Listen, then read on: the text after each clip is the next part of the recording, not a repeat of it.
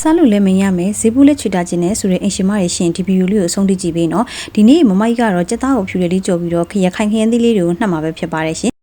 ခရမ်းသီးနှက်ဒီလေးကလေအရန်လဲစားလို့ကောင်းပြီးတော့လွယ်ကူမြန်ဆန်နဲ့လုံးချက်ချက်နီလေးကိုမျှဝေပြီးမှာပဲဖြစ်ပါတယ်ရှင်ကဲကြက်သားလေးတွေကိုကြော်ပြီးပြီဆိုလို့ရှင်တော့ကြက်သားအိုးထဲမှာပဲမမကြီးရခရမ်းသီးလေးတွေကိုလုံးချက်ချက်မှာပဲဖြစ်ပါတယ်ရှင်ရခိုင်ခရမ်းသီးလေးတွေကိုမမကြီးအသုံးပြုထားပါတယ်နော်ပြီးရင်တော့ပစွန်ကြောက်ထည့်မယ်ကျတော့အနေလေးထည့်မယ်ပေါ့နော်အယောင်တင်မုံလေးထည့်မယ်စားစွန်းင်းချုံမအကုန်ထည့်ပြီးတော့မြငပီလေးပါအနှင်းငယ်ထည့်လိုက်ပါမယ်ရှင်ပြီးရင်တော့သူ့ကိုရေလေးနဲ့ငယ်ထည့်ပြီးတော့လုံးပြီးတော့အဖုံးလေးအုပ်ထားလိုက်ပါမယ်နော်